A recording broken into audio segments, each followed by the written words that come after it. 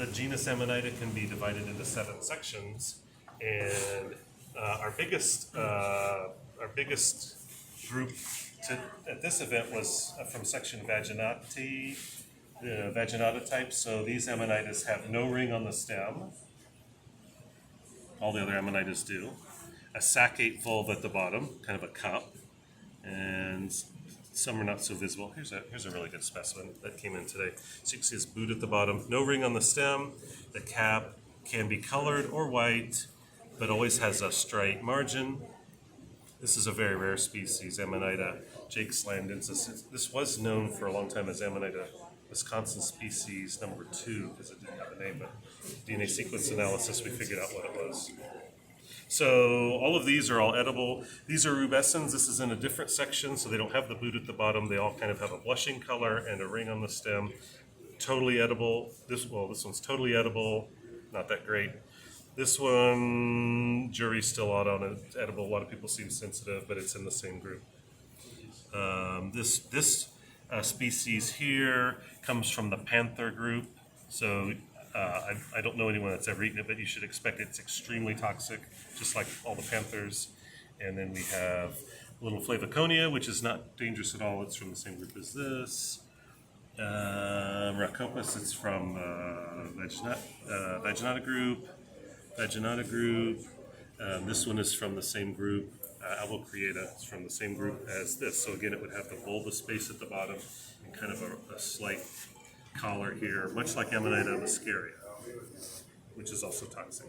So that's all the Ammonitas we have. Several species, and Lavindula, so that's another one very similar to this. You can see it has that collar at the bulba space. It's kind of a puny little guy, but otherwise it looked about the same.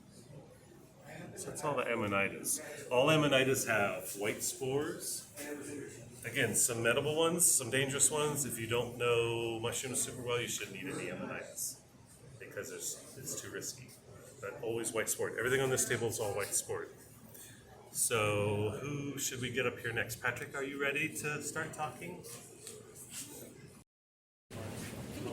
Hi. We've got a lot of white spored mushrooms on this table besides the Ammonitas. One of the popular ones people find, which sometimes we make a challenge out of, is this Udamanziella. We've got like 3 or 4 species, but we've got 2 at the Foray. This has had a bunch of name changes. It was Agaricus, then Colibia, then Zerula, then Udamanziella, and then Hymenopellis. Now it's back at Udamanziella. It's got a sticky cap.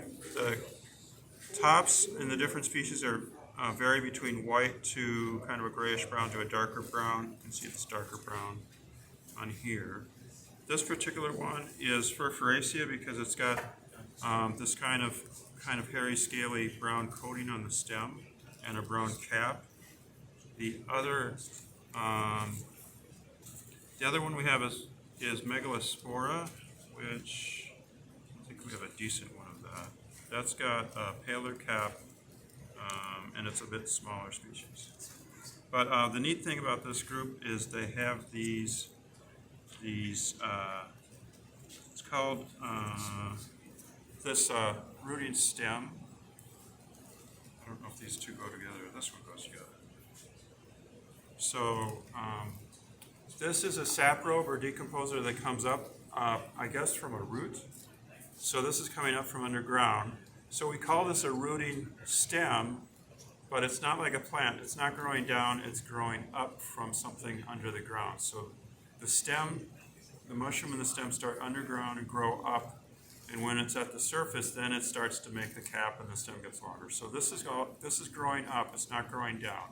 When we think of mushrooms, you got to think they're coming out of the ground.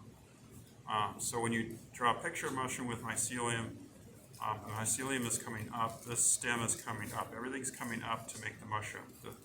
When you have a mushroom, you don't really have stuff growing down from the mushroom. It's growing up to form the mushroom. So, but it's called eradicating stem, which is named after a root, even though it's not a true root. But it's really cool mushroom, and whoever gets these long stems is either a good digger, or sometimes these are in rotted wood, and it's easier to get these long stems out. You can see another one here, where half the stem is underground.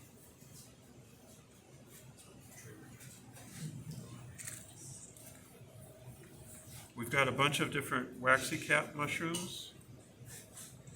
We've got marginata. It's all orange. The cap fades to a pale orange, but the gills stay a real bright orange. So that's the key for this one, is the gills stay a bright orange and the cap fades. And you could confuse that with Mycena liana, which is all orange, and that has orange gills, orange cap, kind of yellow-orange stem. This grows on logs, has a different texture, and the gill edges on this are reddish, which is a little bit different than most of the waxy caps. We've got several other red and orange waxy caps.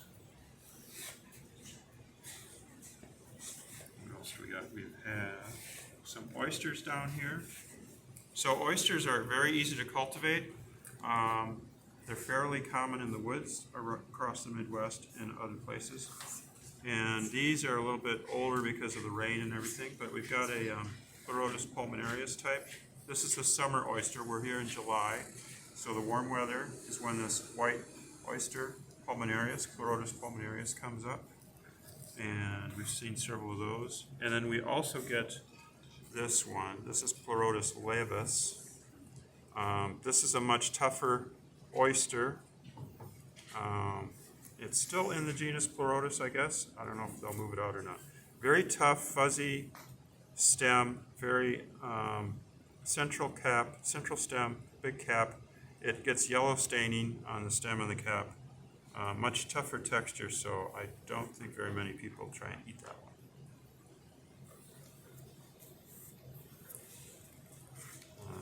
The inky caps all went to goo. Untitled Chanterelles. Oh, yeah. And the last thing on this table we'll do is the chanterelles and the not-so-chanterelles. So we've got two different chanterelles up here. And this Cantharella Cinebrinus is the equivalent to Siberius. So Cantharella Cinebrinus, that's in your books and stuff, that is a European species. And there's a bunch of people working on DNA sequencing of these chanterelles in Europe and in North America. A bunch of, there's like 20 different people doing this over the last couple decades. And this one, Analensis, is one of the most recently described chanterelles by folks in eastern Canada. And it's Enelensis, Analensis, but the name is after NL, Newfoundland and Labrador. So the N is for Newfoundland and L is for Labrador. So it's in eastern Canada is where it's described from, but they had a couple sequences from our Midwest work on chanterelles from upper Michigan, and one showed up in Chicago, which is strange. But this is a northern chanterelle, golden chanterelle with conifers. So if you're in Illinois, or I should say Wisconsin or Illinois or Minnesota, Michigan, the upper states, New England, Canada, east of the Rocky Mountains. With conifers, this is the golden chanterelle that you're going to get, Analensis. Most of the other chanterelles we have here in the Midwest are with oak trees instead.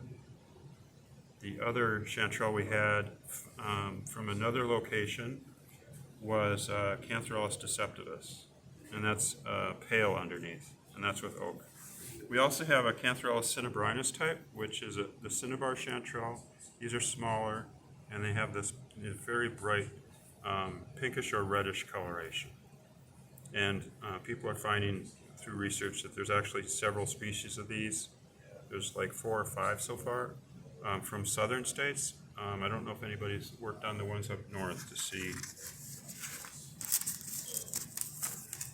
if the ones up north are all the same or not. But they're usually smaller, but they have these really bright colors. And this is not a chanterelle. This is called a Scaly Chanterelle, but it's a Gomphus, which got moved into Turbinellus flaccosus. And this is a scaly base chanterelle, but it's in a different family from the chanterelles. You can see the chanterelles are in the chanterelle family, and this Gomphus turbinalis thing is in the Gomphaceae, which is related to the stinkhorns. It's in the order with the stinkhorns and some other stuff. So it has a similar shape. It's much more funnel-shaped, base-shaped, with big scales in the center like that.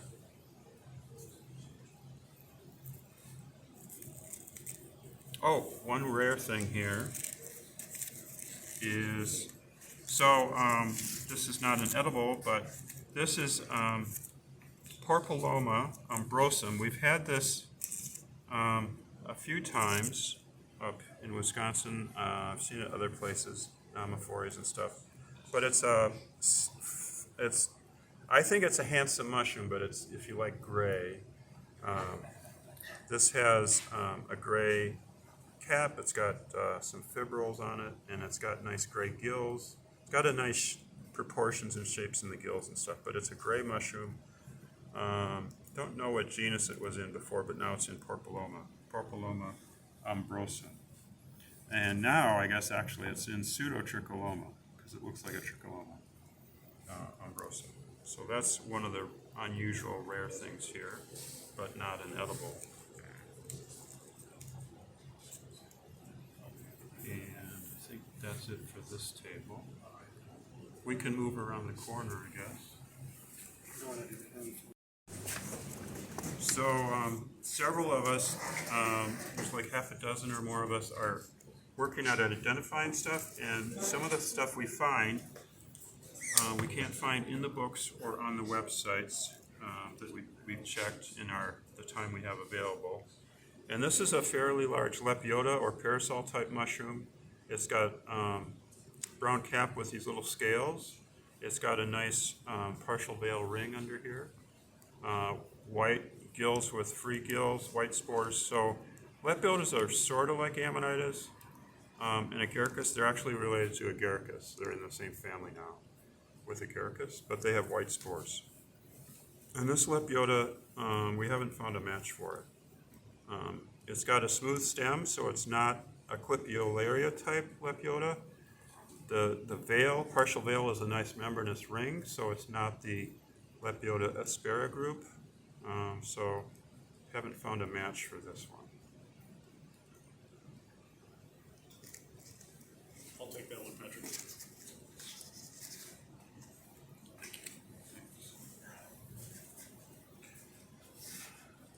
Some of these mushrooms are going squish.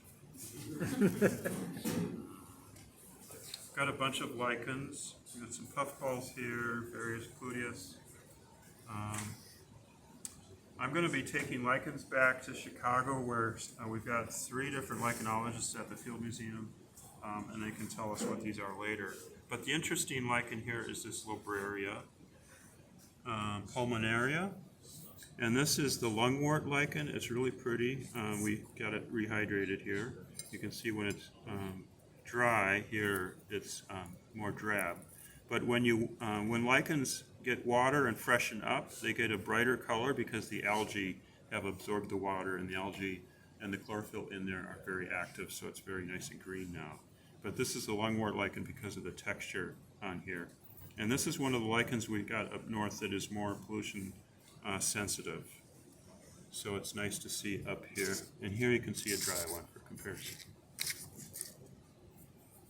So that's one of the nice lichens. And this is up on the trees. We do have lichens on logs and wood. We also have some lichens on the ground. This Peltidra group, these are lichens on the ground.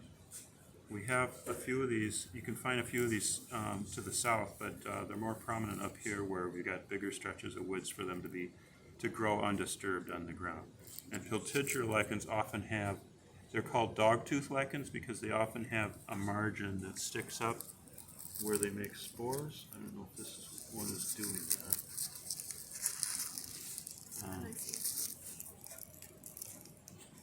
They're dark.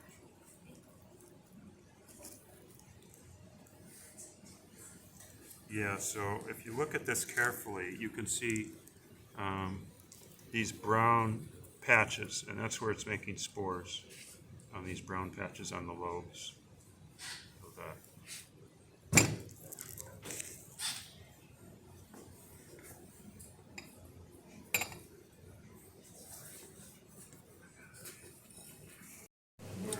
And you Oh, here we have Chlorsiboria. This is cool because it has the blue coloring of the. There's fruiting bodies in there too. Oh yeah, and there's the fruiting bodies. Oh yeah. Look in the end.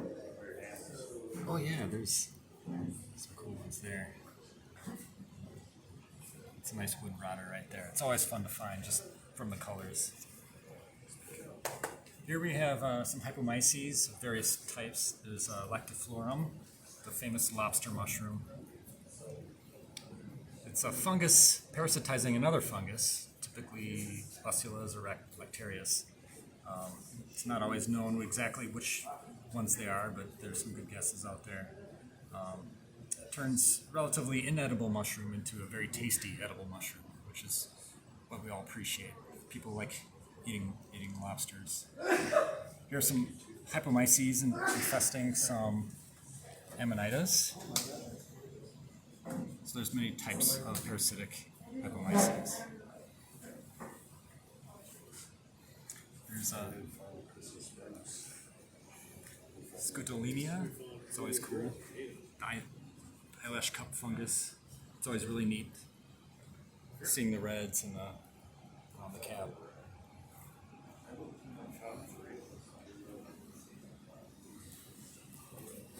Here's other things. Here's a mushroom found today.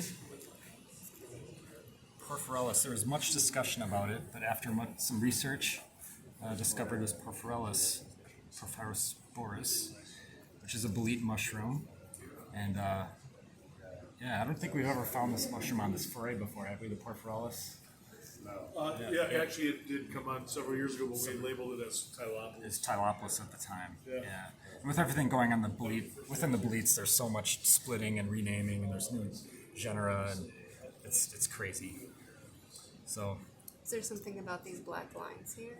well, it's the staining. Okay. Yeah, and so the stains a dark black, and it's got the dark brownish gray pores. So it's a very, very interesting bolete. I find that cool. Here we have some Gyroporous Cyanescence. It's the staining blue bolete, where, especially when fresh, if you handle it or touch it or cut it, it just instantly turns a deep shade of blue. And then it just kind of fades away after time, especially after it dries out. You don't really see much reaction with them. I always like finding that one just because it puts on a show with its colors. There's a lot of blue staining boletes, but this is a fun one to find for that reason. A few other ones. I always like finding Spraguei, Swillis, just the painted bolete. It has a nice colored cap and just the colors of it. It's just a very interesting Swillis. I like finding that one. And you have your other Swillis. And Harea chromapes, I always like this one. If you find it in a good stage, it makes for a nice edible as well. So.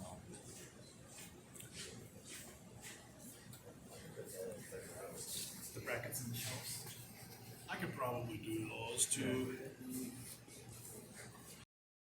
Some of them being parasitic, some of them being pathogenic, some of them just being saprobic. This is a famous pathogen, Philanus tremuli. It only attacks aspen trees. It's very common where aspen trees are common.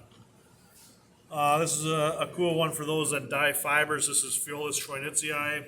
Grows with white pine, maybe some other conifers. On the ground, kind of a dull yellow, nondescript shaped polypore. What do we have on that? Those look like twigs. There's something on there? I don't know. I don't know this one. I'm not even seeing what's on there. Oh, look at that. Yeah, that's a cool little guy. I'll have to look into that one. Not familiar with it. This is Pisces badius, polyporous on this thing. This is one of the tougher polypores. Give that a tug. Hercules? You could tow a car with that thing if you wanted to. That is tough. It's tough. Yeah. I got some other very common polypores here. This is Neophablus. Its distinctive feature is the hexagon-shaped pores on the underside. This one's going through a little bit of a name change now as the alveolaris epithet is turning out to be exclusively European. The famous reishi, one of a few Ganoderma species that get that title. This is our local Ganoderma sugi. It grows on Tsuga canadensis, the eastern hemlock tree. There's a smaller version of it. Here's some branches that were reaching for oxygen, so they elongate until they find a breeze. This is a polypore we don't see very often. It comes in on birch twigs mostly. This is Haplopolis nidulans. It's one of the very few poisonous polypores. If we had some potassium hydroxide, it's got a fabulous color reaction with KOH that turns it a very cool royal purple color. You said you didn't have any with you? I don't. Okay, I have some in the car. very good. Do you really? Yeah. I'm going to grab it. We'll come back to it. Lots of polypores. You'll find them all over in the forest, even in dry years where we're not seeing the macrofungi coming from the soil, our terrestrial agarics and whatnot. You can always find stuff growing on wood. Wood's a great water cell. We've got some foamies here that are always cool to see. What do we got here? Serena unicolor. There's a great story with wasps in this mushroom, but I won't get into today. It'll take forever. A couple species of Tricaptum. Tricaptum biforme probably being the most common mushroom in the northern hemisphere. Always comes in at forays, obviously, if it's that common. Another fun one is the Foamatopsis Vegelana, or the old Piptoporus vegelinus. Sometimes people use this for band-aids or sharpening knives and other medicine and whatnot. The famous chicken of the woods. This is a really bizarre, a little bit far north for its usual range, but Gyroporous Cyanescence, the white chicken mushroom. I don't see it up here very often. We mostly see the other two species, Heroniensis and Sulphureus. We've got some. Thank you, sir. So with Haplopolis nidulans, let's find a good specimen of that. We'll do it right here on this pore surface. We're using a concentration of how much? 4%, probably? Roughly? That's good enough for me. I don't remember. Yeah, no, that's plenty close. So we're going to take this just dull clay brown mushroom here, and with the addition of, are you sure that's what that is? Boy, that looks like almost like iron salts. It's very cloudy. Anyway, we'll add this to this, and it should turn it a royal purple color, and it does. Is that KOH? That is, yeah. It doesn't look like KOH, but evidently it is. Ammonia will do the same thing. It's a similar chemical. Can we see the purple on that? Yeah, it's very cool. So that also can be used as a dye for fibers. Where do they go? Right here. All right, we're going to cap that up and give it back to Jeremy before I spill it. Thanks, sir.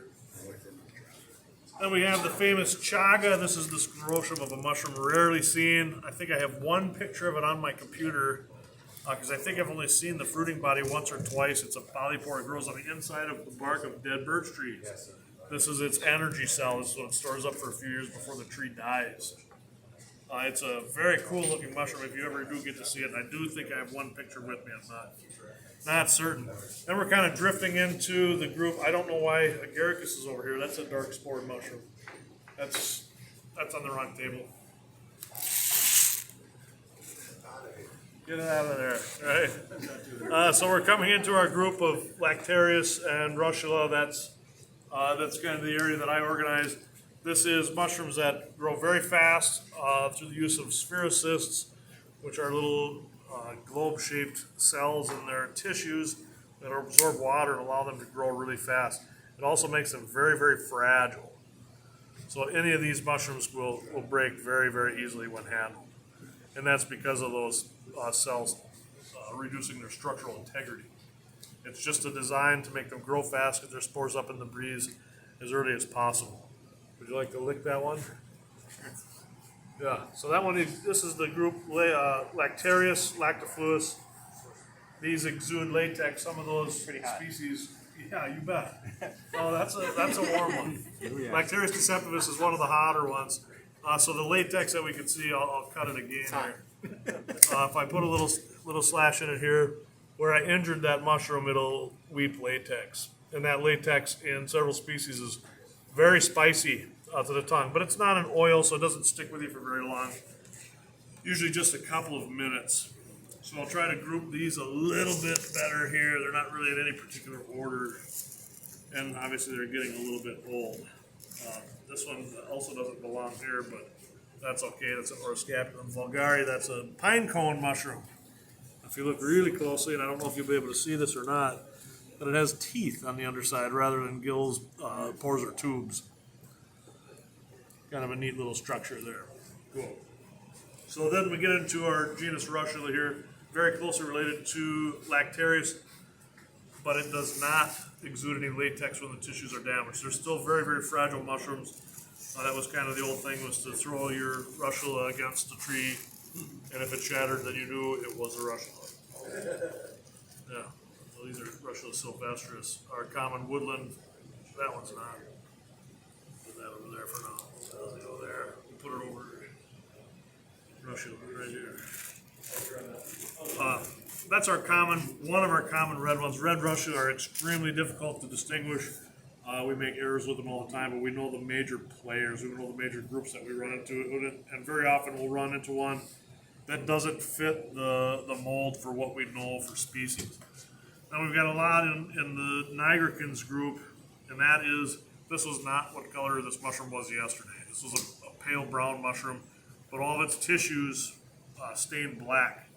This one hasn't been fully stained yet. Here's its counterpart. This is probably 2 days in now, maybe even 3. But the reaction takes, if I were to cut this one, the reaction would take probably about 45 minutes for that to really be turning pure black. It's not as fast as some of the boletes. Did you cut a bolete or not? Where's that Gyroporous? Is that stiff enough? Let me do this one. No, that one's not going to work. This one will. So here's a faster staining reaction. So where I said this one will take about 45 minutes, this one will just take a few seconds. This is Gyroporous Cyanescence. We can see it flashes to indigo quite quickly. Yeah, that reaction is the oxidation of variegatic acid. This reaction takes far longer. And some lutepedes, we can do that one too. That one is nearly instantaneous. So this one you'll have to be looking very closely to see the reaction. Woo! Yeah, much faster. Get that stuff out of my way. Then we come into some of the, we've got a couple other sections here. Russula can be divided into about 6 basic sections. I know with modern taxonomy it ends up being more like 150. But 6 basic ones. We've got other ones that do stain slightly, but the tops are colorful. This is Russula clariflava. Then we've got our fetid group. These are the Russula that have an odor. Has anyone not smelled one of these yet? So I have an unbiased opinion of what they smell like. I think we all have. Brad, you haven't smelled one before? So most of the time when we crack the tissues here and smell it, people will detect basically one of 2 odors. And that's a maraschino cherry almond odor or a bleach odor. We've got a few species that have stronger odors in one direction or the other. This is kind of the neutral one. This is Russula grata. It's our most common of the stinky Russula in most of the upper Midwest. Got a couple other ones. This one's always cool to find. This is Russula flavida. It's the only one we have up here with the deep yellow and the yellow stem.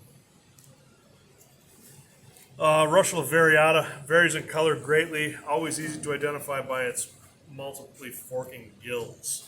They fork many times along the line. It's going to be hard to see on these older specimens. And a couple other ones that we don't see often other places, but we do see them here, like Russula betularum. It's a very pale, reddish-orange Russula. It grows exclusively with white birch trees. And we don't see a lot of white birch up here, but that did come in today. Russula rubescens actually would fall into the same category as Russula clariflava. These are some that stain with damage. We can see a little bit of graying here. Not quite as much as this one. This one's a little bit older. It's been handled a little bit more. So that's the basics on our genus Russula. More stainers here. Empty plate there. Unnamed russulas, we see those at every event. Ones that we couldn't even make up a name for them. And then this is the dump table. These are species not yet identified. We're still working on it. It's late. This one has a name. That's Cuphophyllus pratensis that can go on another plate. But most of these we'll get to this evening. A lot of them we do know what they are. Some of them we don't yet. Some of them we won't. So we have to go for further study. That's still by the hot light. That's where our work ends today.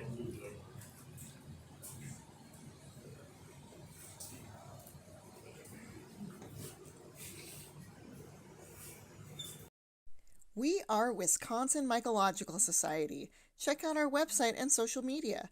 We're an affiliate of the North American Mycological Association.